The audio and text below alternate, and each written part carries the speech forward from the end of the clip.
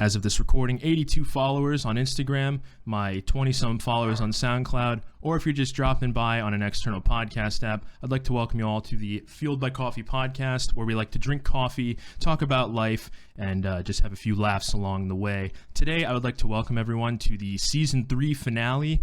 If you're watching us for the first time on video, welcome on Instagram and YouTube. If not, hope you enjoy the audio. It'll be just as good, if not better. Today, I am joined by my loyal co-host, Aaron, who's been on many of episodes. We discussed it earlier this season. He's the longest tenured guest in the history of the podcast. He was the first. I'm also joined here by Aaron's brother, Pete, who has been on a couple episodes of the pod. He's been on probably like two or three, something like that. I believe I have been on 2 at this point. This will be my 3rd.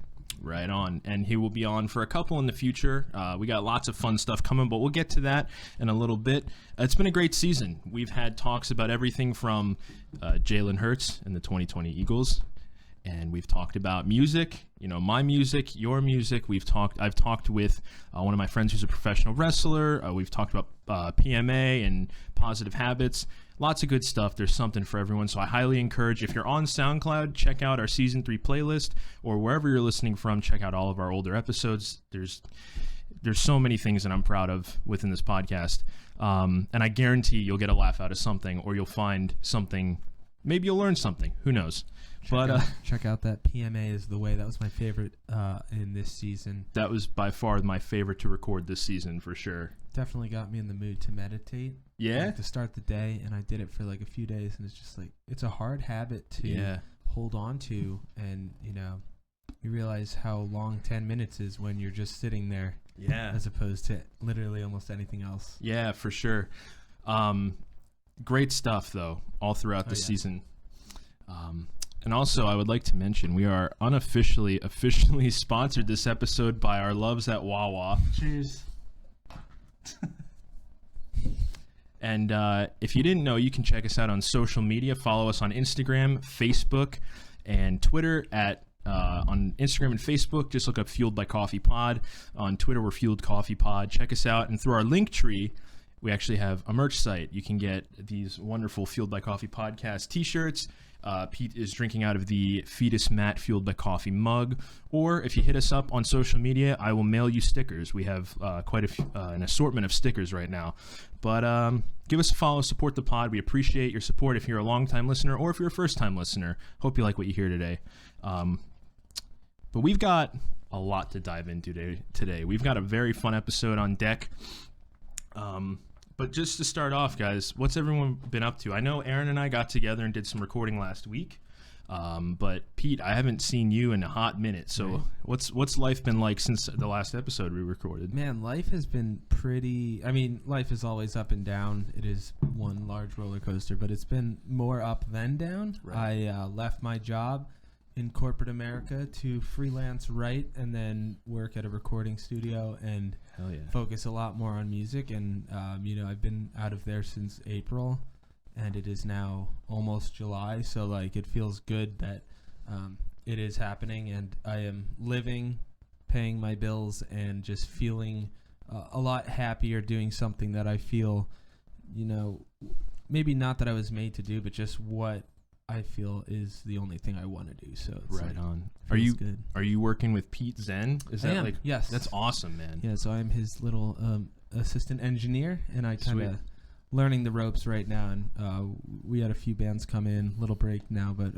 hopefully bringing in more bands, all sorts of genres, trying to expand that portfolio and really get out there. And it's fun doing. It's like, I'm assistant engineering, but it's like Pete's a producer, and that's what I aspire to be, because while you can be in your own band, it's fun to be a producer because you can help a bunch of different bands and hear their styles and give a little bit of your advice or your touch to the song if they want it. Right on. But it's just writing songs, rearranging songs, not just sitting there pressing record and being there's your album. It's a process. It's really cool, and it's cool to see how other people write songs, and it really changes your perspective when you're oh, you approach it that way, and that seems a lot more sensical than the way I'm doing it. So just taking in a bunch of different experiences and trying to help create some sort of process for my songwriting out of it. Right on, man. That's awesome. What about you, Aaron? I know I just saw you last week, but has anything crazy happened since last week? No. All right. And by the way, Pete did say it is almost July. Cat's out of the bag. I record these things months in advance, so I apologize if that bothers anyone. I've been told, like, not that it bothers people, but someone was like, well, I was kind of confused because you said it was like winter and the episode dropped in like July. I was like, well, yeah, I mean. Yeah, so to be specific, tomorrow's July 1st. There you go. Isn't that 182 day? Blink 182 No, today is, I believe. Is today it? Is Blink 182 Happy day. Blink 182 day. We're going to get some hot Blink-182 takes day. on Blink 182. Cheers. Cheers. Best wishes to I don't have any Wawa, but I have fetus mat to consume. But we're going to jump right in. We're going to start hot and heavy, guys. So earlier this season, on the very second episode when I talked to Pete, he had mentioned that with Aaron being my co-host, there needs to be an initiation of sorts. It certainly does. And I was trying to figure out what that looked like without hazing him or harming him. Yikes. Well, because you want it to be fun, but you don't want it to Injure me. yeah, or just make you sick or anything. I appreciate you considering me. So we're gonna have you take some blindfolded coffee shots Oh boy. that I've prepared for you. So I'm gonna go grab those right now. And there's this. If you need to spit them out, I don't expect you to swallow them. What I want you to do. I'll start with this one. I All got my right, hand in this mug. give it a good smell. Wait, hold on. Let me video this. It smells like mustard or something. Mustard? Or horseradish. Can you turn the cup this way? Okay, I don't know what that is. Does it say what it is? Yeah. I mean, Do you want me to tell you what it is? The title. No, No, I think I gotta try it first. gotta All right. guess it. Take a sip. Did you get a sip? No, I'm just laughing. Come on. Focus. I'm just nervous laughing. Okay.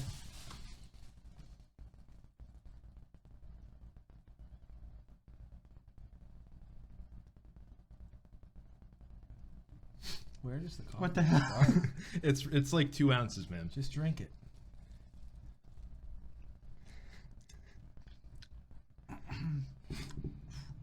No. Spicy. Is that sriracha? Hey, watch your eye. Don't take your. Yeah. Okay. So that one was called the Rooster because it had sriracha in it. Do people actually drink coffee like this? No, it was just an idea. Just, that I okay, had. I just want to Yeah. make sure. All right. Show. Is it smell test for everything? Yeah. Smell test. Smells like it's cold. Like vanilla. That would be too easy though, right? I like that one. Yeah. Yeah. All right. Well, that one. That Is that one. like raw egg or something? That one was called the Basic White Girl. Okay. It was just iced coffee with caramel cream. Wow. Yeah, I could definitely get with that I one. thought this was hazing. Well, I wanted to Pleasure. mix them in. I didn't want them all to be disgusting. You That know. one's delicious. I'm gonna come back to that one. Word. All right. Give it a good smell. It's got a strong aroma.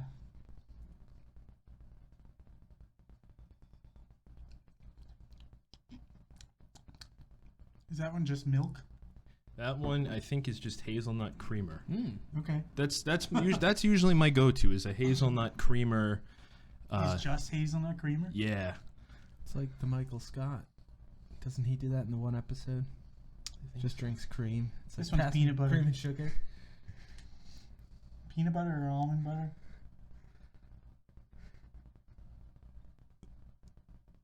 Oh god, it's like thick. Yeah. That's what I said smelled Is good. that just straight up peanut butter? That was peanut butter and jelly. That one was called the Goober. How did Okay. it taste? Yeah, how did that Well, one? it just touched the top of my mouth and it was like a thick substance, so I didn't consume it. We'll go back and try it then, because I'm interested. Alright. That's your last one, bud.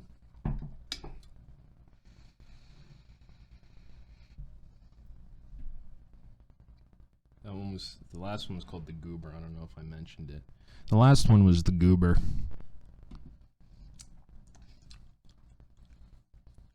That tastes like soup.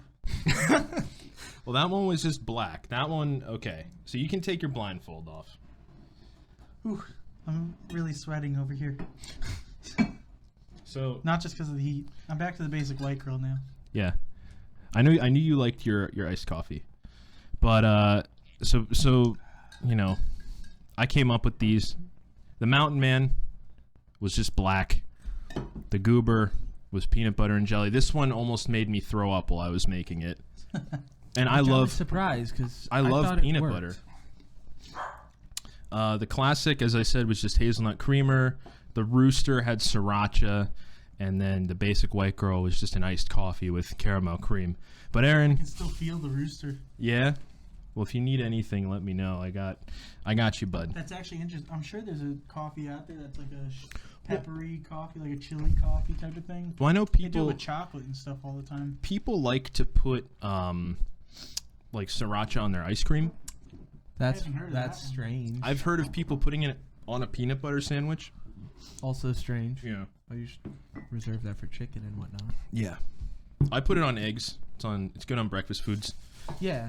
Well, Steal one of those donuts. yeah, man, go for it. You know, you earned it. I think I did earn it. You and by the way, we have donuts today that I made at work for those listening or watching. But Aaron, I'm glad that you didn't throw up. I was kind of worried about that. Me too, man. Like I said, I'm really sweating. Did the peanut butter one gross you out at all? Oh yeah. He didn't go far enough into it. He touched it It and was didn't the taste substance. it. Just Can the I texture taste the of peanut it. butter one? Sure. I'm just genuinely interested. Okay, it looks gross. Yeah, it was Just like the consistency. It smells. Wait till it hits your mouth. I want to be blindfolded. Or why did I close my mouth? Honestly, that's pretty good. dude. It's Like, it's the making me want to consistency- throw up. The consistency is unbearable. Yeah. Truly unbearable. But the taste you get to is classic peanut butter and jelly.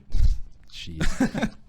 But I do have a reward for you other than the donut, just as a huge thank you for you being such a huge part of the podcast, man. Like, I really appreciate your time and your energy and, letting me send you outlines at 4 a.m. while I'm frying donuts. But as you said in the first episode, you said you felt like you should have an award for being the longest tenured guest. So I went out. I put 2 and 2 Oh my together. God. And I would like to present to you today the official Fueled by Coffee podcast longest tenured guest award. No pun This is intended. This is a monumental moment in Aaron's life. It is. I don't win many awards. And Man, we are all going to be shitting tonight. And not sleeping. good thing I'm off tomorrow. Thank you. You're welcome. Honestly, this podcast is fueled by coffee. But moving forward now. Last time we had Pete on, they had just dropped a couple singles. They dropped his band, My Cousin's Girlfriend's House. They dropped Too Late Tom and what is it, Welcome Home William? Yes, it is. 2 really good tunes. I'm actually going to throw one in from their new EP that they released. Is it MCGH? MCGH, yes. MCGH. It's our initials. All right. And about 1 in every 2 get that wrong. So it's all good if you did not get that. Word. We're going to throw in a song right here.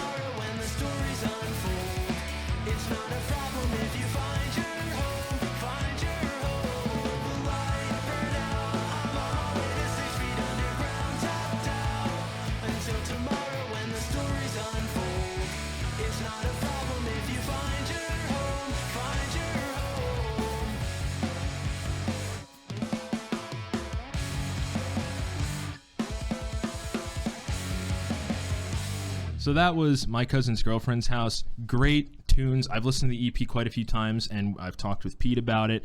Thank you. Any updates other than, I know last time I think you said you guys were working on some new tunes. I saw you were in the studio the other day. Yeah, so we recorded a live session of the MCGH songs acoustically in my little like bedroom studio, so we'll see how that turns out. But we also just were in the studio doing a cover song to be announced later. He'll be surprised by it, but it's like a classic pop punk song that we kind of, still pop punky, but we tried to do our own little spin on it. And then just getting ready to play shows. We're still figuring out like what we're gonna do and stuff, and like who's gonna play what, because like I do drums in the studio, but we don't have a drummer for live shows. But we're working on that. Probably gonna have somebody just do the shows, because I kind of want to keep playing drums in the studio for now. We'll see if we find a good mesh. But it's like when a song idea comes, like the guitar and drums come simultaneously, so it's just like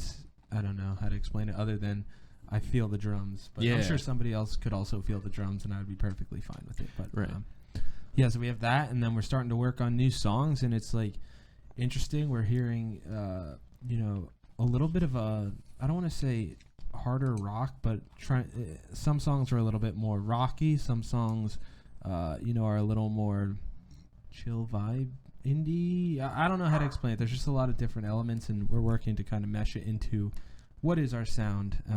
That's kind of the next EP to come, will be our first EP altogether. You're working on getting that lo-fi pop punk tour. You're getting ready for that. Yeah, dude. We got one lo-fi tune to bridge your set and our set.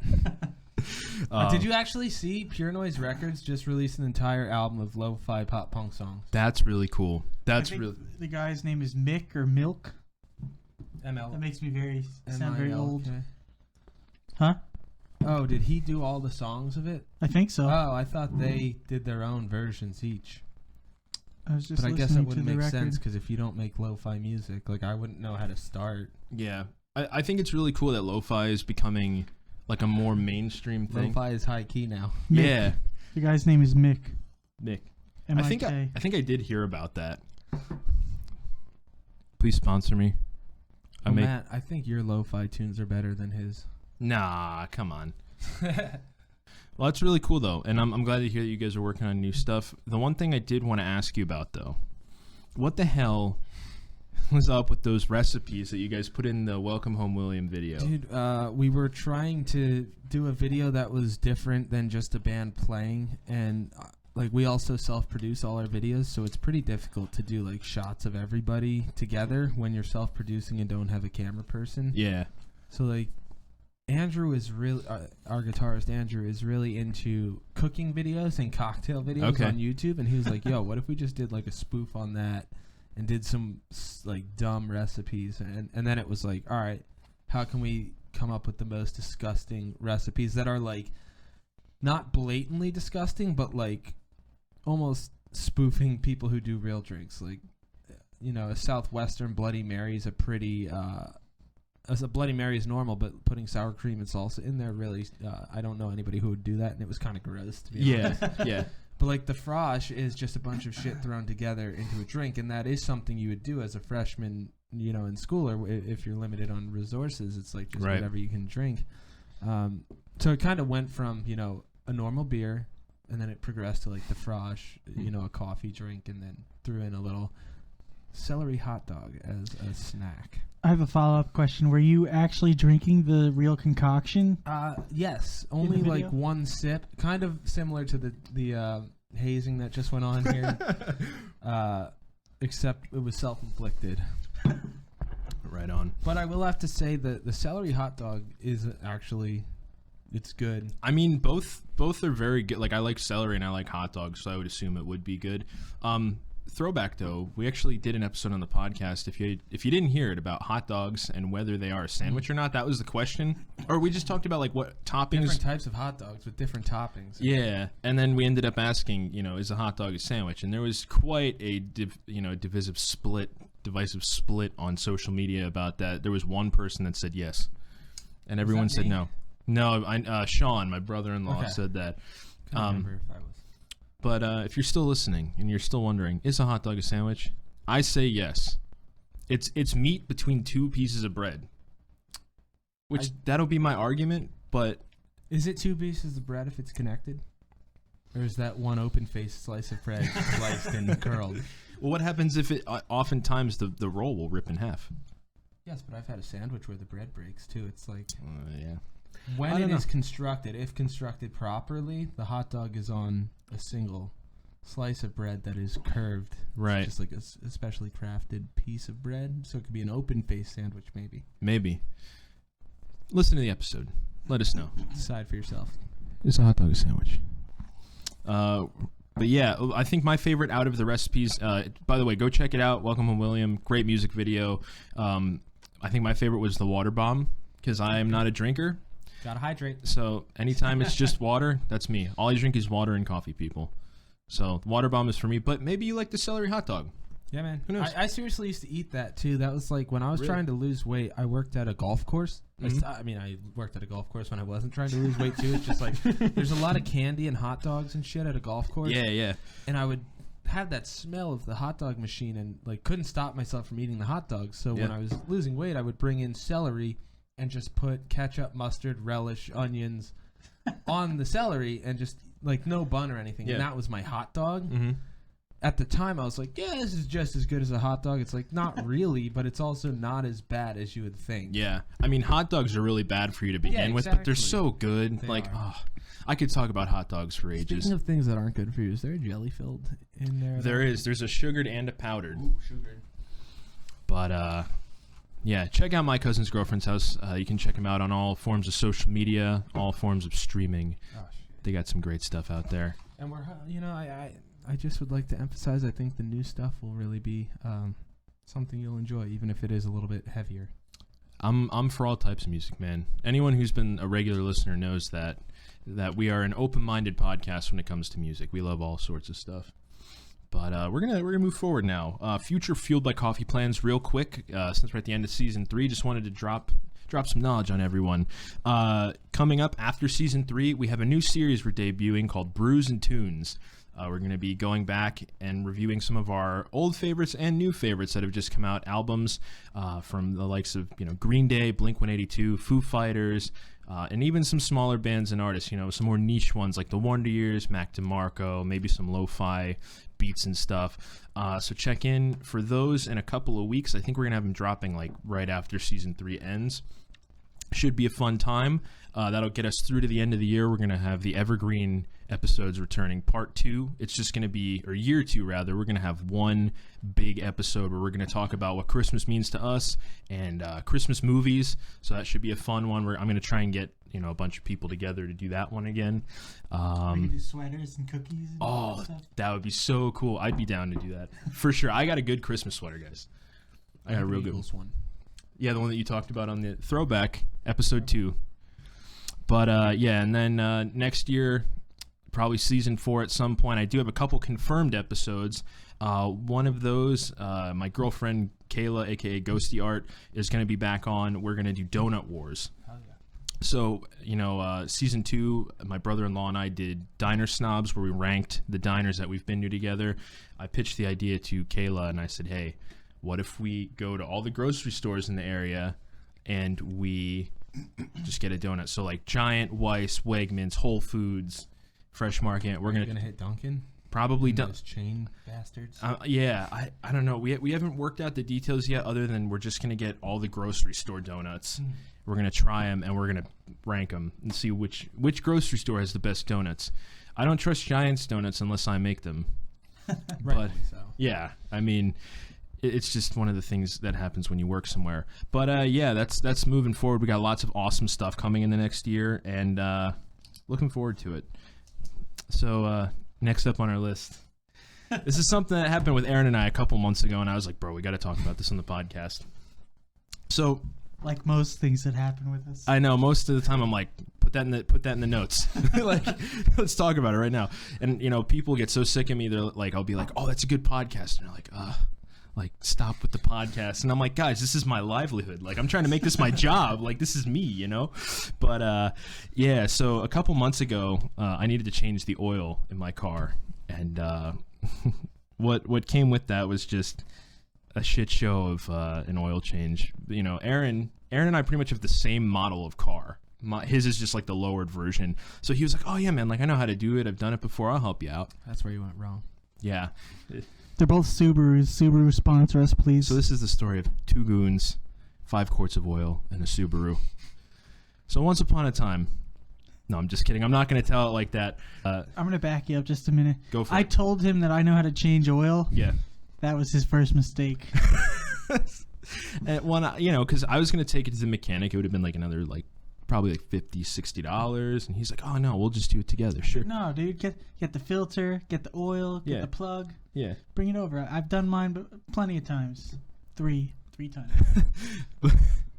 So I head over. It was like a Thursday evening, whatever. I had just eaten hot dogs and I had gas. That's what happens, man. Yeah, but I don't know why I threw that in there. Vital information. Yeah, I know. Story. Hey, we're going into serious detail right now. Talking about it is actually because I was under the car and Matt's like, "Oh, I'm farting. Yeah. I can't stop." And Aaron was like, "Please don't stop. I love it." No, yeah. So we get under the car and the plug. You should be able to just take it out with like, what do you call it? One of those things, like a ratchet. Socket wrench. Socket wrench. Yeah. I'm not a tool guy. I'm not a tool guy. Interchangeable terms for the same kind of wrench. But yeah, we get under there and Aaron's like wrenching at it and it's just not budging, and I'm just wrenching with all my might. This was at probably like I got over to his place like 5:30 p.m. and so we start out. I'm telling him. You want to say something? Oh no, I'm just imagining what it feels like to put all your trust in Aaron to change your oil, who is by no means a mechanic whatsoever. Well, I wanted to learn at the very least so I could do it myself because, I've never been taught how to do something like that. I would advise a professional. but he's underneath You and can learn anything out of a book. Yeah. Oh, yes, I trust you with my heart surgery. I'll just give you one of those science books. Heart surgery for dummies. Yeah. Give me 1 week in a textbook. I don't even need anesthesia. But I was like, well, what if you hook it in and you start tapping it with a hammer, right? So like he goes under and he's doing that and like, maybe half an hour goes by and we get nowhere. Like the plug's just not budging. And so now I was like, all right, give me a try. Like let me get under there. So I'm trying and it's like literally not moving. Like how would you like? I'm gonna take a pause here and just explain to you how you change oil. You unscrew the oil filter, the old one, so that it leaves a vacuum seal. Then you go underneath the car and you undo the oil drain plug with a pan underneath. And once the oil drain plug comes undone, you empty the oil pan. Once it drains fully, you put the new plug in, you fill it with oil, put the new filter on, and you're done. It's a very simple thing. You just brought a memory into my head from that day. Well, finish your thought. I said like 30 minutes, an hour max. Yeah. Well. So we're under the car, hoping that doesn't fall off the jacks that it's on, hammering the wrench, and there's like no room to even swing a hammer, so you're like tapping it, trying to get some leverage. Yeah. We tried an electric drill that had an extension on, nothing doing. An hour goes by, your wife gets home from work, and she's like, "You're still not done?" Yep. Like, no, Sarah, we're not done. And lo and behold, I think all it took was switching the socket size, right? Yeah, I think we switched the socket size onto the drill, and then it came right off. I think the hour of loosening it definitely helped, but it was one of those things where like I had become so delusional that like when it finally did loosen, I was like, "Wait, Aaron, it moved," and he was like, "Did it really?" And I was like, "Yeah, I think so. I saw it move. I'm pretty sure." So then I was laughing so hard because I thought of this morning, and I'm glad you brought it up. So like the way Aaron described it, you have an oil pan underneath where the plug is, and I remembered him saying like where the plug is, it's like on an angle or something like that. And he was like, "I hope I have this in the right spot so that this doesn't just fall out and I get a plug in my mouth and a face full of oil." And I was literally laughing my ass off on the way home from work today, thinking about poor Aaron underneath the car and just the plug falling into his mouth and just oil. God. Like, it's not funny because I would have felt so bad. I would have been like, "Oh my God, like, let me go get a towel," It's one of those things that at the moment you're like, "I feel so bad for you," and then you're just like, as long as he doesn't like eat it and die. It's trial and error, So the time before that I had changed mine, I used the electric drill with the attachment, and I went too far, and it started spewing oil all down the gun. That's awesome. And all down my arm. Wait, were you there? And all over the driveway. That's awesome. Until I got the pan underneath, like the driveway was covered. I had to pour cat litter all over it to clean it up. So, you live and learn. So I didn't want to do it a second time the same way. It's just the image of someone with a plug in their mouth and oil all over their face. I could totally see that happening. Like you loosen it and it just pops out into your face. Yeah. And it's like... But lo and behold, after like an hour and a half, well, that's what she said. But, I mean, lo and behold, like an hour and a half later, finally, we got the plug out, changed the oil, but it took way longer than it totally should have. And next time I may recommend going to Binder's Automotive in Allentown, Pennsylvania, my loyal mechanic who changes oil seamlessly for a small fee that will not result in Aaron banging away for an hour and a half trying to loosen the... Was it Binder Automotive? Binder's Automotive. Binder's Automotive. Please sponsor me. Or not. He's a great... Wow, I almost just said magician. He is a magician. He fixes cars a magician like for your car. Magic. Like it is magic. That actually reminded me of when Aaron and I went on the first Above Mendoza tour. Do you remember the night before we're set to leave? The trailer wouldn't hook up. Like the lights wouldn't work to hook up the trailer. Geez.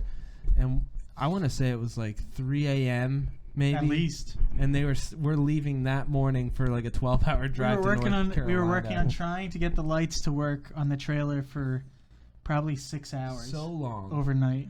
And it's like 3 a.m. and Aaron's just like on the ground like, we have to start driving. And, we're leaving at like 7 a.m. and there Aaron is just trying to figure out how to make lights work on a trailer. He's always trying to fix cars, and I admire you for that, but some things are better left to professionals. Oh my God, that's amazing. But yeah, so moral of the story is sometimes maybe just trust your mechanic, or don't trust Aaron. Or live and learn. We got it done. True. There you go. Your car is working seamlessly. It has been fine since we did it. So yeah, it is purring. You know what? I will give the endorsement now. My trust is in Aaron. Listen, if I had one of those lifts that I could stand underneath the car, I'd get it done like that too. But you don't. I don't. Yeah. And I don't think you have the room for it either. I'll set the precedent that it takes a little bit longer than your regular mechanic. There you go. With that in mind, I wouldn't. It's just that you told Matt you were. I sold him. I gave him false advertising. You sold him on professional mechanic experience, and he got schmucked. Not amateur hour. Speaking of fixing things, Philadelphia Eagles. Last time, so Pete and I are notorious for having outdated Eagles episodes. Very outdated. Or even Aaron and I. Last year we did an off-season one. I'm sorry. Last year we did an off-season one, and they signed like 3 other people after we did the episode.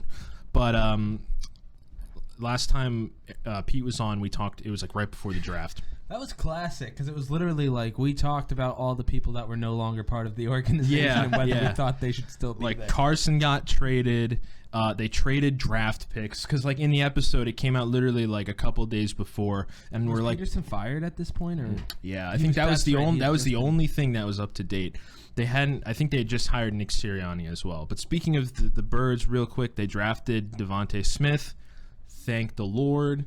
And people are. Jalen Hurts didn't even make like the top 40 quarterbacks on that one list.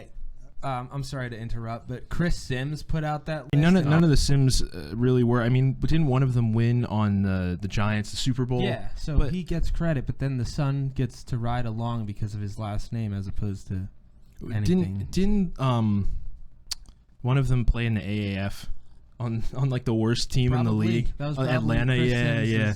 Comeback attempt or whatever. I mean, Jalen Hurts hasn't done enough to warrant a top 15 quarterback spot, but it's like when you're putting backups before our starter, maybe we should rethink. I honestly though, I think he'll do fine. I have faith in him. I think he showed enough flashes of good that I think he'll be great. But it all depends on how they're going to run that offense too. Because I think the one thing missing from that Doug Peterson offense was a run game. But seeing how Indianapolis ran, was it Jonathan Taylor? Phenomenal. If they run the offense like that, I think they'll have a lot of success. And if they can all stay healthy. Yeah, and they have I think in the draft they did a really nice job of picking up is it Gradwell from Memphis? I actually saw him play at Temple. He was Memphis. Was he one of the defensive ends? No, he's the running back back. they picked up. From the University of Memphis. That's right. So I think he's going to be strong, and I really like the Kerryon Johnson acquisition from Detroit. I think he's has a lot left in his tank and just was in a bad spot in Detroit. So I know the season will start by the time this comes out, but predictions for the running back room, who do you think is going to be starting? Oh, Miles Sanders. Well, I mean, or I guess who do you think the starting three will be? Or 2 or 3 in the room? Sanders I think those three are going to be your 3 backs. Gainwell and Johnson. As much as it Sanders. pains me to say it, I think we need to let go of our love for Jordan Howard. He did us well in his time here, but coming back wasn't a great idea for him. Yeah. Especially when they picked up I don't even know if Boston Scott makes the running back rotation. He might just be special teams again. That's true. He is a good returner, so I'll give him that. But, yeah, and it's funny that you should mention Jordan Howard. We actually have a short advertisement here, so we're going to take a break. You've seen many leagues come and go. And the XFL took another hit today amid the coronavirus. XFL leaders have suspended league operations and laid off all employees. Dropping faster than sausage on your mom's skillet. The AEF league may have shut down. Today we are learning the league still owes money. Get ready for a league that will show you the matchups you've never heard of. Big third down play here. Nick Foles under center. He motions to the left. Now he motions back to the right. Here's the snap. Nick Foles hands off to Jordan Howard. Touchdown! North Philly Foles! And Pete Long moons the crowd. That is a disgusting act. I can't believe he did that on the live feed. What a disgusting act. A disgusting taunt by the center nonetheless. But the North Philly Foles are in the end zone. Wait, hold on a second. Are they... Yes, they are playing cornhole for the extra point attempt.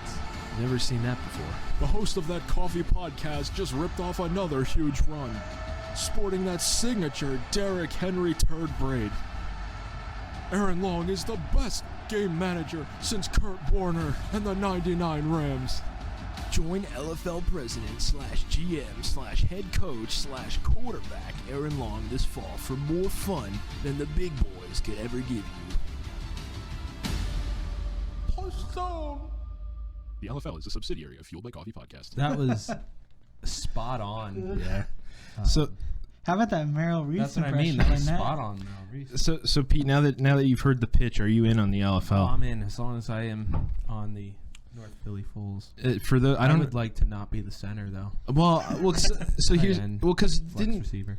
For those, I don't know if we talked about it on the podcast before. We all watched when the Eagles played the Lions a few years ago, and the game they should have run the ball with Jordan Howard. Yeah, and that's all Pete talked about the whole time was how they should have been running the ball. And you know what happened at the end of that game, guys? We lost because we dicked around instead of running the football.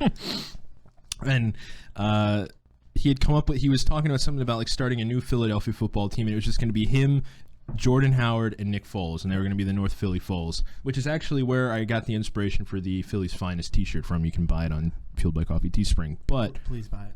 But are you in on the LFL? Oh, I'm in. You're in. I want my team. You're on. You're on it. Just 3 of you. Love for Jordan Howard back. There's a reason he needs to leave the Eagles running back. So he's a true treasure. I heard he's pretty sick at cornhole too, so we are going to be lighting up the extra points. So oh man, I'm all about that. That's a great commercial. Great job. Thank you, man. Thank you. But now into the bulk of the episode. This is the hot takes. These are the hot takes. The main portion of the episode I wanted to pitch was music hot takes. I love it. I just feel like I've had a bunch of different music lovers, music listeners, musicians on, and we've heard some hot takes. I know the food truck episode, there were some hot ones getting thrown around about Green Day, about the Foo Fighters, I want to say. And I just got to thinking, let's just throw some out there. But let's start with the big one. Let's go with Green Day selling out, or just bands selling out in general. I know you guys are both really big Green Day fans. I grew up listening to Green Day. When I got into playing guitar, they were a big influence of mine. I grew up around my older sister and my brother-in-law. They grew up through the 90s, so they grew up with Dookie and Insomniac and those older albums. Whereas like when I was growing up, I'm like 23, American Nobody Idiot. likes you. Yeah, no one likes me, by the way. Blink-182, please sponsor me. Also, shout out. Aaron gave a shout out earlier, but shout out to Mark Hoppus. Yeah. With his cancer diagnosis. I mean, that's just horrible. It made me really sad and really scared because, not to get too off topic, but like I was talking to Kayla because she's a huge Blink fan, and I was like, it's really scary. Like when one of them dies, it's over.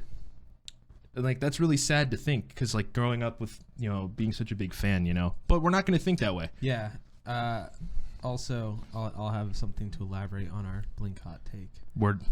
But yes, really hoping Mark Hoppus. I can't. It's tough to tell what type it is and what the severity is, but he seems to want to keep it private, which is like that's totally up to him. Yeah. Please F off. Yeah.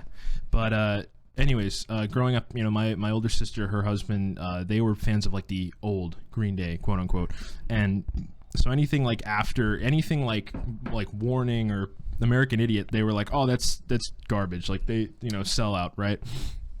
Because they grew up with that Dookie or the Insomniac stuff, and just in general, you hear so often about like, well, that band sold out because they signed to a major label, or that band sold out because they made a different type of music. Whereas I think whenever we've all talked about it, we've talked about the importance of like progressing as an artist and trying new things because you can only do the same thing so many times. But I want to know what your guys' thoughts are on, Green Day selling out, because I know you guys are big fans of the American Idiot album, because I know some people have said that's a sellout album, or even, as we talked about earlier, 21st Century Breakdown you're a big fan of. But just what are your guys' thoughts on that? Feel free to jump in. I'll let Aaron go first, because he's the co-host. Why don't we just dive into the Hella Mega Tour? We can kind of do some comparisons. I guess you can compare Fall Out Boy and Green Day. Yeah, Weezer's a different ball game because on similar they kind of levels. just release stuff. Yeah, they've progressed, but not to the extreme differences that Green Day has gone from punk to a poppier style of punk, emphasis on the pop, and Fall Out Boy from pop punk to just mainstream pop. EDM. That's tough. That's a tough pill to swallow. But if you put those two back like head to head, Fall Out Boy and Green Day, American Idiot comes out, and was it the 16 Candles album is probably the last punkish Fall Out Boy record? I would say, although it's not punk, I enjoyed Save Rock and Roll as, Yeah, but I think that's where you see the beginning into much heavier pop influence into their sound. Mm-hmm. And then they went with, was the next one Centuries after that? Yeah. Is that what the album was called? I kind of stopped following after that. And then they released this purple one. I don't know what the name of it is, but this purple one. Big and purple on the front of the album. And I don't even know if it's called that was their evolution. You be the judge as to whether that was selling out or progressing their style, so to speak. Yeah. If I can jump in really quick, I do think it's important to try new things because I went from making almost exclusively like pop punk or like almost like hardcore like screaming music to I just make lo-fi beats now. But I think it also comes with maybe there's a point when you should just start a new project maybe. But I don't know. Let's see. I would say Green Day did not sell out so much as burnout, no pun intended, but they came out hot with Dookie and even stuff before that were like Dookie was the first big one, and then they have released a lot of good albums, but American Idiot was their big second breakthrough out. You have two really breakthrough albums, and American Idiot I think is one of the greatest albums all the way through front to back ever, just really well constructed. And then, a lot of people say 21st, even American Idiot's kind of considered, a sellout moment, but 21st Century Breakdown is when they go even more into what I would say is not poppier, but more theatrical. You almost saw a Broadway musical coming because there was more piano and it was an epic. And I kind of appreciate that. It's a punk rock version of Queen, which I thought was cool, and I liked that album all the way through. I think where they went wrong was releasing 3 albums in 1 year. I think they should have compiled the best songs off all those albums and release that as one. And then it's kind of just like after that, the quality of music went down. And part of me thinks it's just because it's very difficult to top American Idiot, 21st Century Breakdown back to back. It's like, how do you follow that up? And like a lot of those songs are really good on Uno, Dos, and Tres. It's just like there's too many, so there's probably hidden ones on, because you know, if you put all your best ones on one album, people will hear all of them. But yeah, and then I don't know what the latest release is, just like a different take. But again, I don't think it's so much selling out. It's just like they want to try something different that's not really a fan pleaser. And Green Day still maintain their punk roots in a more what's the word? You can still hear their roots in comparison to Fall Out Boy that went full on pop sound. Right. And as I will say, I don't like what Fall Out Boy did. Is it selling out? I guess I would say technically yes, because they're like, all right, what music's popular now? Let's do that. But I listened to that album, like the first few songs, do not like it, but it is high quality. Like they've done, you know, electronic music or like whatever is deemed, whatever you would deem that. I would call it electronic. They did it pretty well. Like, it's not poor. Like they didn't just suck. It's just not the type of music I want to hear Fall Out Boy play. Yeah, that was one thing I think I talked about with Sean quite a few years ago, because he was telling me like, oh, on the way to work I was listening to like NSYNC or the Backstreet Boys or something, like their old stuff, and I said like, he said it was so good, and I said, well, like those pop mixes are so polished and so clean and just like, but you know, there definitely is a time and a place for it. I haven't heard the new Fall Out Boy stuff personally. I mean, like the Green Day, I always try and keep up with Green Day because like they were such a big part of me starting to play guitar, but I just haven't really been a fan of much of it, I guess. But I would say I didn't really listen to Revelation Radio too much, but I would say that one at least still had a solid drum sound and like some solid guitars. The songs just weren't quite as catchy, I guess. There weren't as many catchy songs. Whereas the most recent one, they really changed the guitar and the drum sound to have like a lot of distortion and even his vocals, and I just didn't really fancy that. Right. But I am going to see them at the Hella Mega Tour, and I will. Is that still a thing? Because I know they postponed it. It's on August 20th. I have my tickets to Citizens Bank Park. And Green Day puts on one hell of a live show. No matter, they play all their old tunes. So like, it's not like some band, like with Fall Out Boy, if they were not opening this tour, I don't think I would go see them. Right on. You don't know what you're getting. Whereas with Green Day, it's like, I'm getting all the good songs. I'll get a few, sprinkled in there, but like I'm getting the songs I want to hear, and they play for a long time, which I also appreciate. Right on. That's awesome. Speaking of a band that is still going today, let's jump into Blink-182. This is another huge... This is where my comment from earlier came. You said when one of them dies, they'll be dead. I would say right now they're dead. Stop. To me. No. So the main Blink-182 hot take is, you know, I wouldn't say it's like a specific, like, this is the hot take, but it's more so the argument that people have been posing ever since, what was it, 2015? Yep. Tom DeLonge leaves the band. Matt Skiba from Alkaline Trio fills in. Where do you... I mean, I know where you stand on it. I've never really talked like explicitly about like through it with you, but I mean, I think for me personally, I am okay with it. I'm a huge Alkaline Trio fan, so I think that I was pretty excited. Like I remember when I got that news, it was like, I think I was off from school because it was like a snow day, and then Blink announced like a couple of shows, and they were like, oh, like with Matt Skiba, and I was like, who the hell is that? Like I don't know who that is. So I looked it up, and I was like, oh, it's that guy, like from Alkaline Trio, because I'd been listening to them for like a year or so at that point. I just didn't know what his name was, so I was like, okay, like maybe, you know how they've had fill-ins for Travis because like, you know, he like got sick or like he couldn't fly, so I thought, well, maybe something was wrong with Tom, you know, maybe it was his voice or, you know, whatever, but or his personality, or aliens. But then like all the news came out, and it was like Tom left the band, and I was like, you know, I was a huge Tom fanboy growing up, so I was like, well, this is not cool. Like, you know, I was kind of like, I don't want to say I was like upset about it, but I was upset. Yeah, you about can say it. you were upset about it. I was heartbroken. Yeah, because I mean, you devastated. were you a fan like when the first breakup happened? That was like, no, not Die Hard. Not like I knew a few of their songs. I was just a little too young to really. I think it was like when they 2004? No, they 2005. broke up in 2005. When they got back together in 2008, that's when I was like old enough to be like, oh my God, I didn't know they weren't together to begin with. Yeah. This is great. Who's I'm this gonna new go band, see Blink them. 182? Nah, Yeah. just like, it was just exciting. Yeah. Because it was like, I'm finally going to be able to see them. So, Right. but the second one was just, because again, it had happened before. So it's like, oh no, here we go again. But also devastated, didn't know if life would continue after that day.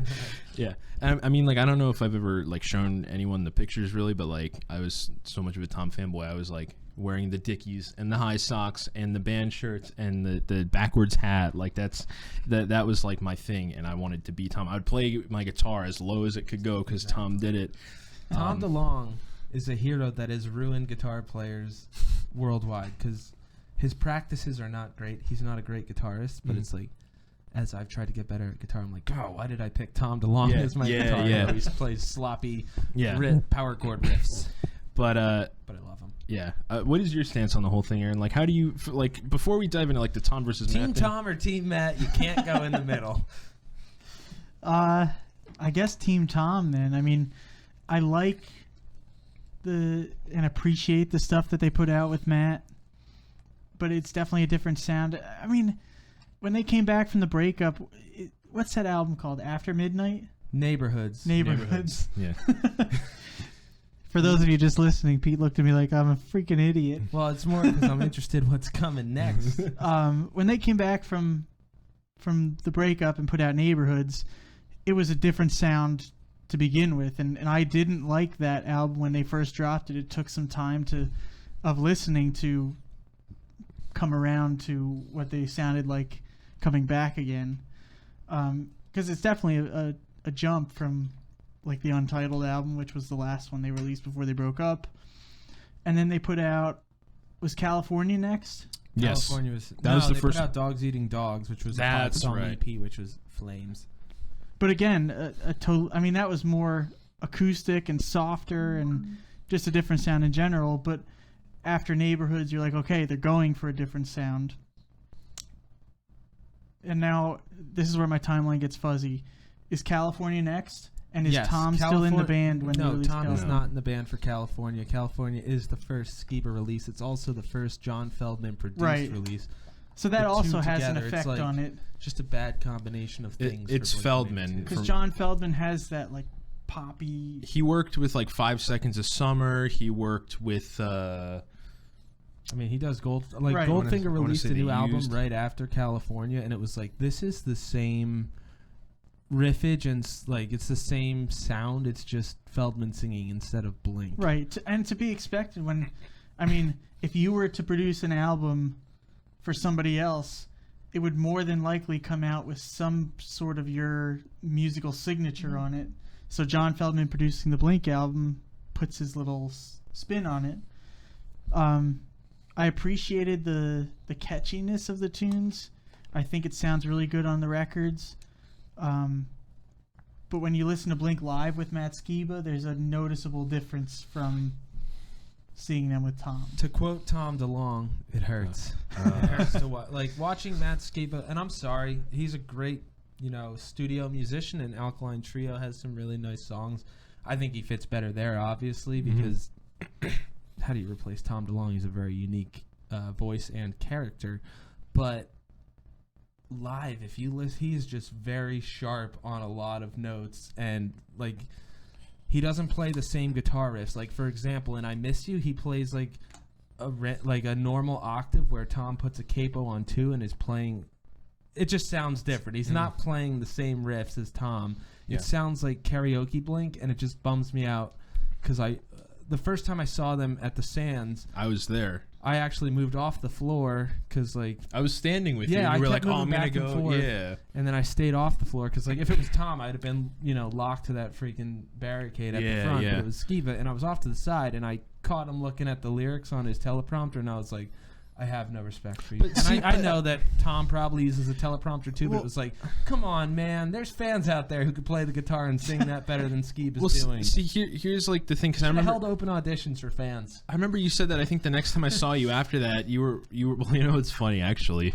Before I get to what I was going to say, I actually tried to find their management email. I was like 17 at the time, and I sent them an email, and I was like, "Hey, is this balls on this kid? Hey, can I try out? I'm not real happy with Matt Skeeb's performance." No, this is before like they made him a permanent member. I literally, it was like days after Tom quit the band. I was like, I'm sending this email. You were better than me. I was just. I have to at least try. I know it's you know, I've always had like high hopes and stuff, but Matt, I think we would have to have a separate episode to discuss my entire Blink-182 thoughts. Like, I can't answer this question without a full episode. I think that would be a good episode. Because, like, I will take you through every album, and I've listened to it more analytical than ever, where it's like, oh, you don't realize when Tom goes away to do Boxcar Racer that, I mean, you do realize, but me not having paid attention, there are a lot of Boxcar Racer elements in that self-titled, untitled, whatever you want to call it, album that is, like, it is next level in terms of not just being straight up fun pop punk. And that's kind of like, then you look at Neighborhoods and you're like, okay, they've been in Plus 44 and Angels and Airwaves. And what I see is just like, they're bringing each of their own unique components to it, except it's just a little louder in each component. So like the Mark sounds more like Plus 44 Mark, and like the Angels Tom sounds more like Angels Tom. Right. Together, it's still them making music in a more mature way that I'd rather hear that than, you know, what the hell is the song, California? She's out of her mind. Or whatever. Yeah. It's like, I don't know, man. I just liked where they were going in terms of a more progressive, not progressive, but just like, not just being basic Blink, if that makes sense. Right. Well, and I think, again, like the whole basic Blink thing comes down to John Feldmann. I think it's the production, because I've often wondered, you know, Mark and I think Travis have both said before they did the California sessions, they said they had like 50 songs that they had all just done independently without John Feldmann, and they scrapped all of them. Yeah. And I want to know what that Blink sounded like. Yeah, and you know, not to go back to Tom, but to go back to Tom, I think Feldmann can only do so much, but even Mark, like, you look at Mark's songs in the past, now there were some guitar riffs here and there, but a lot of the riffage is coming in Tom's songs, or I would have to assume are Tom riffs. I don't know for certain, but like, he brings an element. He's not the greatest guitarist, but his riffs are catchy as hell and rather unique, where like California and even the new one, they have just a lot of that. I guess it was mostly California. It was just like that basic da-na-na-na-na-na-na-na. Like they put that in like 7 different songs, and it was just like Feldmann was like, play some basic shit and say some generic shit, and this will sell. Well, that's the one thing I don't like about John Feldmann is like they've openly said in interviews. Mark said Feldmann will be like, yeah, like, I'm going to go get coffee, and when I get back, you better have a chorus written. Yeah. And, like, I don't think that's the way to really write music. I mean, I think that could work. It's just that for the choruses they're writing are not, how can we make really interesting, fresh music? It's like, how can we sell to teenagers today? Yeah. That sound like such a snob saying this, I'm sorry. Like, it's everything they do is better than I could ever do, so I should not talk. And I will listen to California and appreciate it, and I'll listen to 9 and appreciate it. Right. But as an analytical Blink fan, get out of here, Skiba. It's just the people on Facebook, and if you're in one of these groups don't doing at this, me. Stop. But there's Blink-182 fan groups, and it's like memes that are like, Matt Skiba, it's like he's holding a crown, like coming to save Blink-182, and it's like, are you dumb? Like, I'm sorry, but are you dumb? That he's doing his job filling in. Yeah. He is not making them better than they were. Here's my thing. So, like, being a huge Alkaline Trio fan, I was okay with it. Like, when they brought him in, I was like, you know what? Like, Tom has sounded like shit for the last however many years live. Hey, man. Live. I'll give him that. That's your opinion. That is your opinion. I think he sounds, it's artistic. This is sounding like you're deep throating the microphone. I love it. I don't want anything else. I don't want Tom singing well. You know what happens is they play Feeling This, and you have Skiba like, gotta regret right now. It's like, that's not what it sounds like. You gotta like, gotta regret right now, you know? But here's the thing. Like, I was like, all right, this will be cool, because Skiba has that dark element. Like if you've listened to Good Morning, which is like one of the darkest Alkaline Trio albums, or even like their first one, God damn it, it's just like it's like that fast, like kind of dark, like horror punk stuff. I was like, all right, like this could be really cool, because I was expecting that mashup of like Mark's darker Plus 44 sound with that dark Alkaline Trio sound, but like with Blink's spin on it, and I was like, this is going to be really cool. And then I remember Bored to Death dropped, and people were like, it sounds like Stay Together for the Kids and Adam's song, and then I heard it, and I was like, that sounds nothing, not even like the same key, not like. And I'm not gonna lie, Matt, I was excited for Bored to Death. Me too. Like, at the time, I was just like, all right, we can do this. We can make it through. And I really listened to. That's why I think California's better than 9. I do think there's a few songs on there that are more memorable. Okay, hot take. I have a hot take. All right. This is so. I rescind my. All right, drop the gloves. Here we go. No. I'm saying this is my hot take, and I'm glad we got to this point. So, I liked California. It was okay. Nice state. For like a first release with a new member, it was okay. I thought it was fun. It was a fun summer album, but it got old after a couple months. But then 9 is what I was hoping for when Skiba joined the band. It's darker. It's more like scathing. Like there's was it No Heart to Speak Of when he like screams on the bridge. That's what I wanted. Or is it Black Rain? That's the kind of stuff I wanted, because Skiba also, in addition to Trio, he has his side project Heavens, which is like they did one album. It's just super dark. And that's what I was hoping for. So then when 9 came out, it was that perfect blend of like the electronics and the darkness that Mark and Travis come up with for Plus 44, plus that kind of dark element that Skiba has. But I also heard they worked with multiple producers on that album, which to me that's not a bad thing, because like that's what you do. But this is my hot take. Okay, so I love the album 9.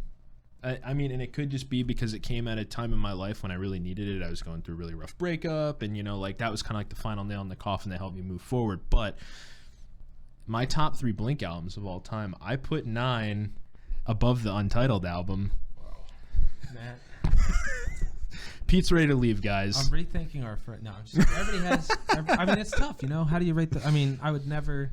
I would never do that. I would never personally include California or 9 anywhere near the top, but everybody is entitled to their own opinion about the best Blink albums. Yeah, and I mean, like, it's not number 1. It's not just.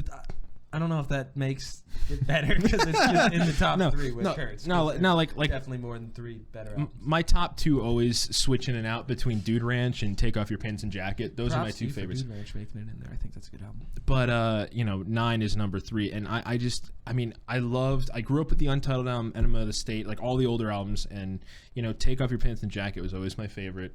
But as I've gotten older, I think Dude Ranch just hits different. Like the more I feel like sometimes I listen to Take Off Your Pants and Jacket, and I'm like, you guys sound like a bunch of whiny like 13-year-olds, and you're like 25 years old, like making these songs. Great songs, again, better than I could ever do. Right. But it's just like, just stop whining. Like, shut up. Like, some of the songs I feel like just shut up, Tom. Like, your 18-year-old self would smack you in the face for saying this, Matt. I'd be like, it's so relatable. Yeah. Dude, but I don't want to continue this like beating a dead horse, but wouldn't it be the same argument except they're older? I guess 9 was better, because California was really just, let's try and redo Take Off Your Pants and Jacket and Enema of the State, but a lot worse and a lot more generic. And I think... And I'm sorry to... Do you think they set out with that goal in mind? I think they were like, let's sell the kid... let's like sell... Let's sell the kids. Whoa, wait, hold on a second. Let's sell music to teenage-aged people.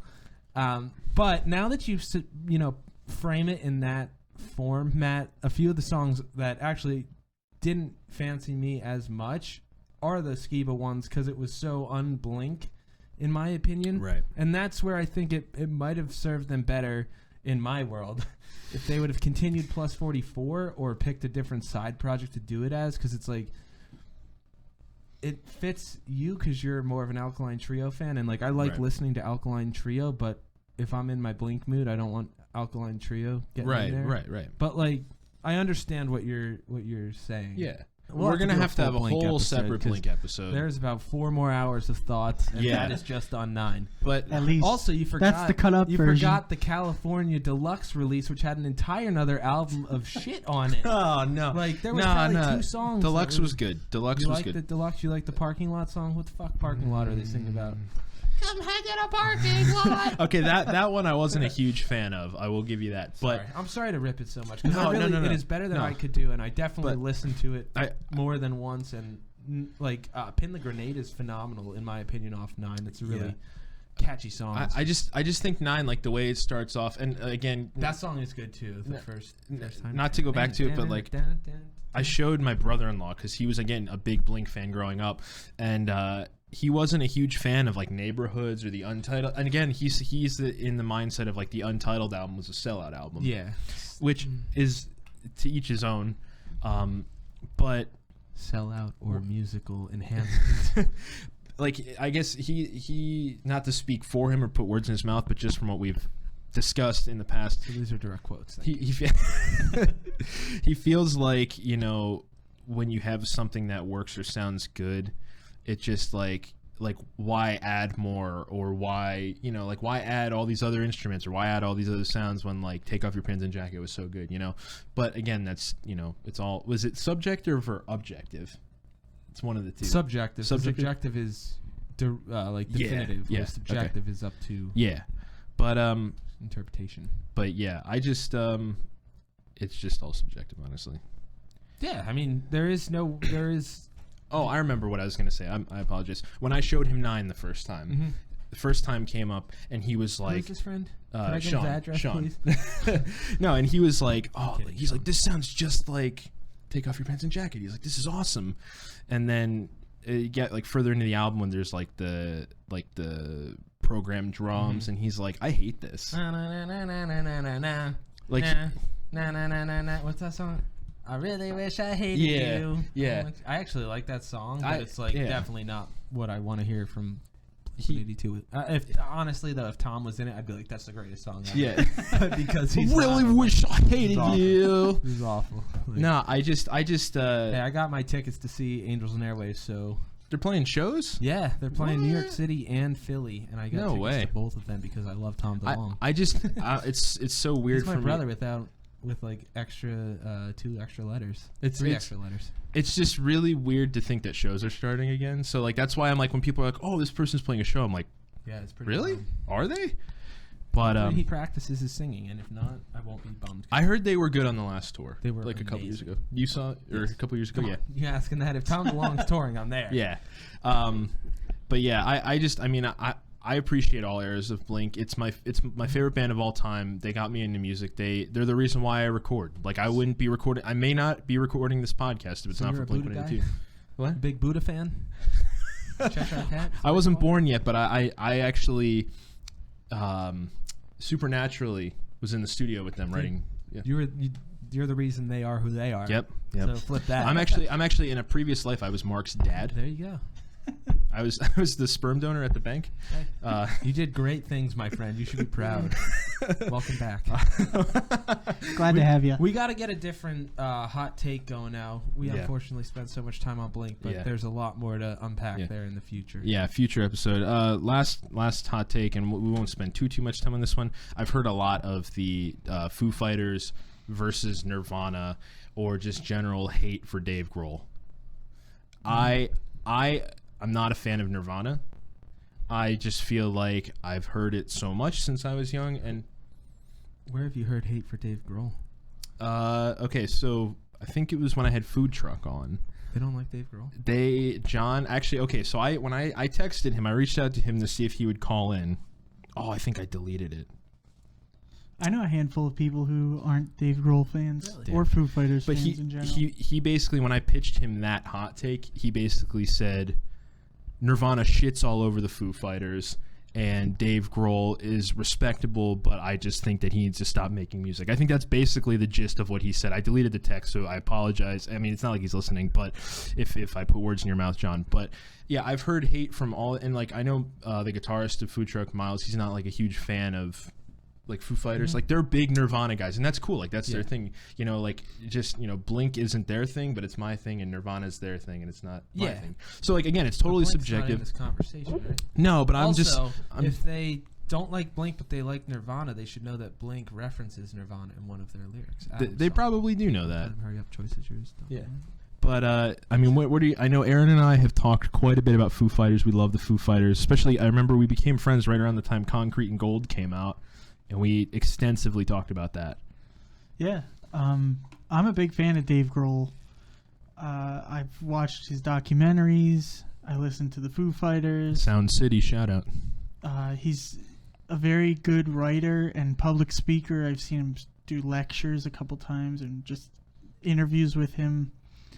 I listen to the Nirvana hits. I wouldn't say that I'm a deep cut Nirvana guy, but I mean I like their music. They were before my time, I guess, as far as really getting into their stuff.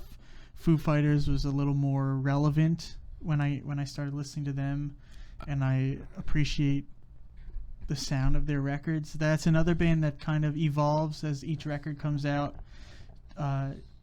They work with a lot of different people. They have such an eclectic group of people that their sound seems to change every record, but still provides a quality product, in my opinion. I do enjoy the acoustic Nirvana album. That's more of a nostalgic thing because like when I first heard it, but I don't know. Here's a hot take for y'all. I'm going to let you jump in, but here's a hot take. I think Nirvana only got as big as they did because Kurt Cobain killed himself. I don't think that's true because they were headlining Reading Festival when he was still alive. So I think it was just perfect. I'm going to shoot down your hot take. Right? with factual evidence. Pull it up on the screen. 94, I think, or whatever they played. Yeah. I mean, first and foremost, I think this whole comparison is just like Dave Grohl would cringe having this comparison happen because like, let's just put yourself in his shoes. Like the lead singer of your band that you're a drummer for dies, and like you're left. Music is the only thing you've done since you were 17. Yeah. Or before that, he just started touring when he was 17. Mm-hmm. What are you supposed to do? Are you supposed to just sit on your hands and not play music? Like he's gonna come. You got to have some other project, and he just happened to like. As one who plays drums and guitar, I literally went through the same transformation. Not literally, because he's way better and more famous. In my bass, and I went through a similar transition where I learned guitar, and it's like it's different, and it's cool to write the songs on guitar, and like that's why Nirvana and Foo Fighters are very different sounding. Like they have some of the same elements, but they're very different sounding. And you know, I was much more into Foo Fighters. Like I knew the Nirvana hits, and then through the Foo Fighters. Back and forth documentary, whatever it's called, they go into the Nirvana a little bit more, and I watched that one day and then dug into Nirvana and really got into it. And it is a compelling rise to fame, and like their songs are really good. Mm-hmm.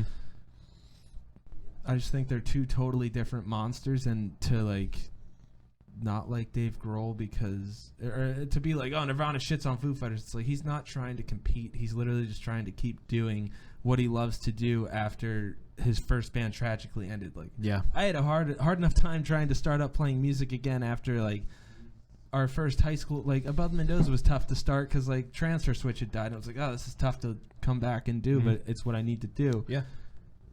Now imagine headlining Reading Festival, losing your lead singer, and that's enough like fuck you up in the head to begin with, and then it's like, what are you supposed to do? Yeah. And I just think it's admirable that he's accomplished.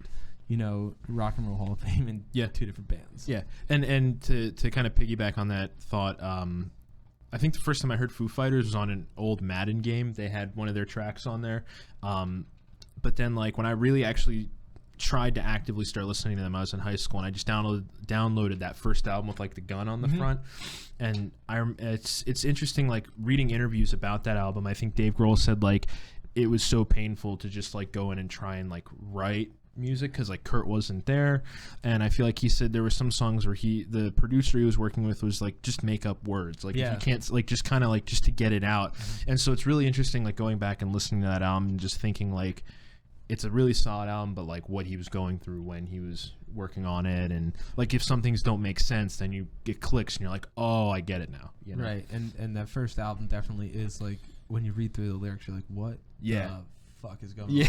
Yeah. But yeah, they immediately followed it up with like whatever that album that is Blue that has Everlong on it. Mm-hmm. So that's like a really big release to be like, here you go, here's our second album. Yeah. And it sounds nothing like Nirvana. and I'm not trying to say that I like hate Nirvana. It's just not my thing. Like over time, I think I've just heard it a lot, and then not to sound like this guy, but like because of like when I was hanging around those guys and like they were just like Nirvana. I was like, okay, I'm done with Nirvana. Like I've heard it enough. That's how we are with Blink. Yeah, and it's totally, again, it's all subjective, and like I appreciate what they've done. They did more than I have possibly ever will. It's too soon to tell, but I'm just not a huge Nirvana fan.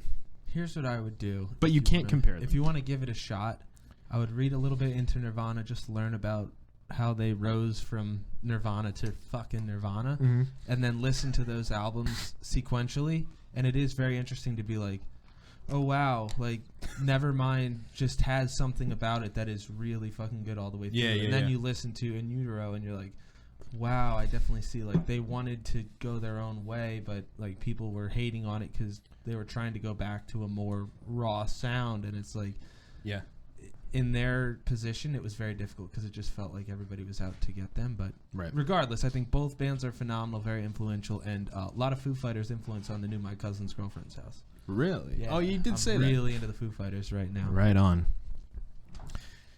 Sorry. You looked like you had a thought before. Do you want to jump in? I was going to say 2 points, actually, that they will forever be linked because Dave Grohl was in both bands, and it's kind of like... As was Pat Smear. Yes.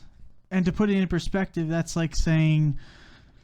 That's like the Angels in Airwave Camp versus Blink-182 or Plus 44 versus Blink-182 because of that similar link of they had this bigger band and they broke off into a side project, which Foo Fighters is essentially it's not necessarily a side project, it's the next project, but it is also an inadvertent side project because it's in the family tree of Nirvana. 2 of the 3 members ended up being in the band. Right.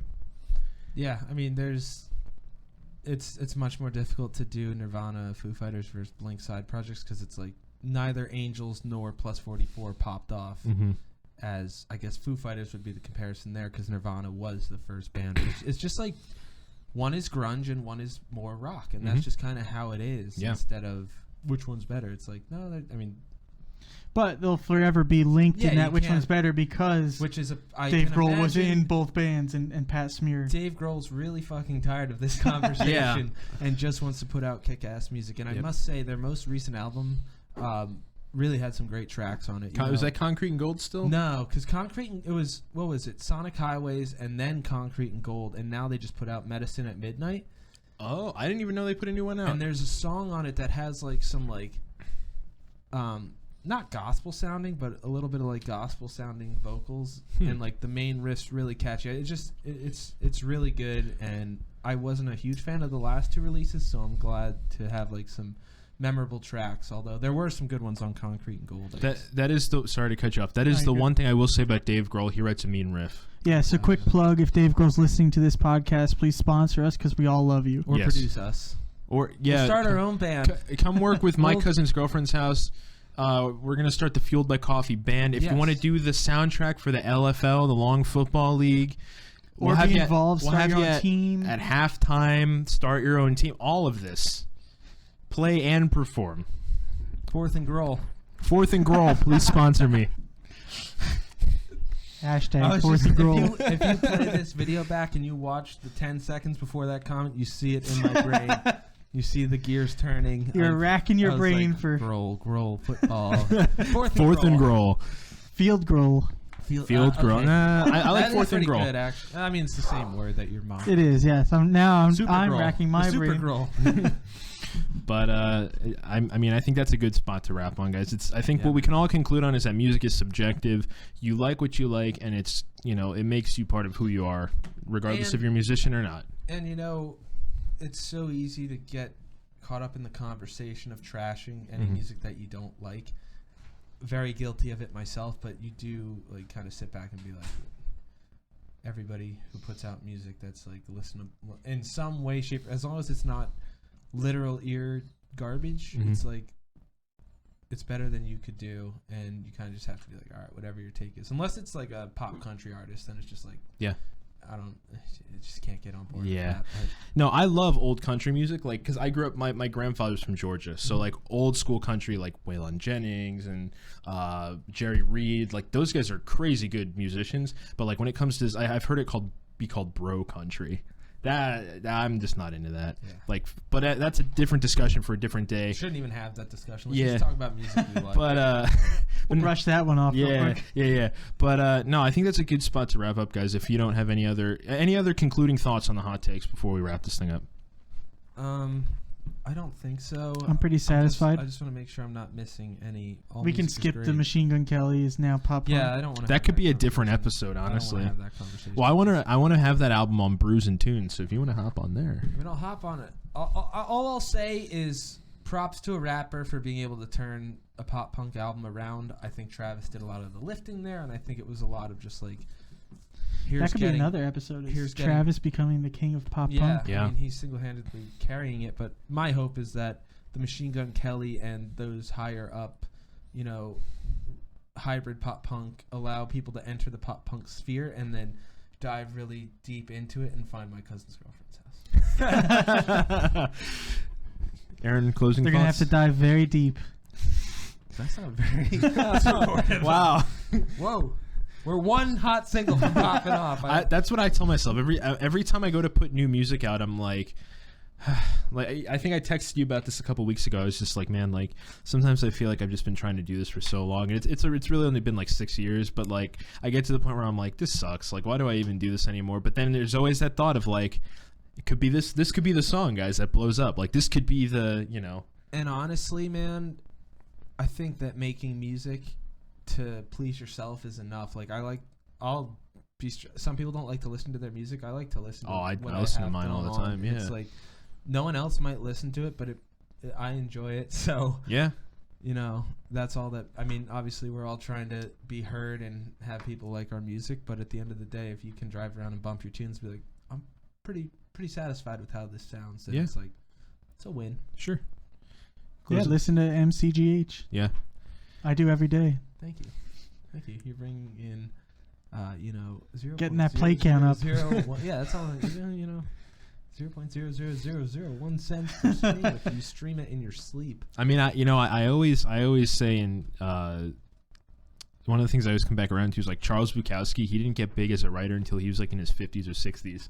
So there's always that chance too that like one day when I'm an old fart living in Colorado or something that people might be like, oh, let's listen to this Halo lo-fi from 2020. Like, what is this? I mean, to end it on a really morbid note, oh God, a lot of people blow up after they die. So like, you don't know what people are doing in the year 3000. They might be bumping UCB for all you know. So listen, it's all about the why. It's not necessarily to blow up. Yes. Unless that is your why. Yes. Which it shouldn't be. No, I think that's the common point. But Aaron, do you have any closing thoughts before we wrap up? Thanks for making me drink disgusting coffee, and I will wear this award with pride. Oh, Matt, we have a little before we wrap up. We have a little surprise for you. So our father is season ticket holder to the Eagles, and we have decided, since you are the greatest host ever and have us on all our shows, we are going to take you to the New England Patriots preseason game at the Lincoln Financial Field to see the new Tom Brady that is Mac Jones or Cam Newton. Are you serious? Yeah. Really? So clear your schedule out. Fueled by Coffee does the link. August 19th. August 19th, the day before the Green Day show. It's going to be, a wild weekend. And, it's Bill Belichick, man. You get to boo him. Hell yeah. So, dude, that's awesome. Hell yeah, dude. Thanks for always making it fun for us on the pod. I know Aaron's the co-host. This is my third episode. No, I really appreciate that. And I really appreciate you guys coming on. I mean, to wrap up, just huge thank you to everyone who has supported the podcast, bought a t-shirt, bought a mug, or just who listens on a regular basis. I really appreciate everyone's support, because at the end of the day, I do this because I love it. I just started this as a hobby and as an outlet when I was going through a downtime in my life, and like it's become something I love. It's just fun to sit back and have a laugh with everyone over my favorite drink. But having you guys around, I really appreciate that, and just always having your thoughts, your advice, and And as you time. drink more coffee, it becomes an addiction, and you can't stop. We're so and far then past it. It's like, now 2 cups is just to get me normal. Yeah. If I don't have coffee in the morning, you do not want to get in my way. 'Cause I will wreak havoc. I get migraines like real bad, Yes. and And it sucks. I thank the podcast for that. Yeah. I didn't drink coffee before I started listening to this, and now I'm fueled by it. Jeez. Wawa, sponsor Matt. But no, yeah, Wawa, please sponsor me. But no, seriously, like, I was thinking about it today. Sometimes I get really discouraged, and I'll text Aaron or I'll text P, and I'll just be like, man, sometimes it gets so frustrating because like we're not getting the engagement that we want or the followers that we want. But then like when I look at it, when I started this season, I'm pretty sure we only had like 48 followers on Instagram, and now we're at the time of this recording up to like 80 something. So like just to look at that in like a couple of months, it's like it is growing. It's just you don't look at the big gains like that, But seriously, just to anyone who's participated either this season or previously, thank you for your time, your thoughts. Like I said, anyone who bought merch, thanks for your your funding for the podcast. That's all going right back into the podcast. And anyone who's listening, keep listening. Check us out on social media. At Fueled by Coffee Pod on Instagram and Facebook, Fueled Coffee Pod on Twitter. Check out our link tree. You can find everywhere to listen to us and pick up some merch. We also have a support link through there if you just want to donate. The pod is growing because of you, the listeners. So with that being said, signing off, this is Matt and Pete and Aaron from Fueled by Coffee Podcast. Tune in a couple weeks for the first episode of Brews and Tunes, where we will be reviewing Green Day's album, Dookie. Thanks for listening, everyone. And I think that's it. Hell yeah. Cool. Okay. Yeah, we definitely have to have a Blink-182 episode. And I will Yeah. bring my fucking thesaurus. It'll It'll have to be like a whole 4-part. I'll have a Blink encyclopedia. Okay, the one thing I do want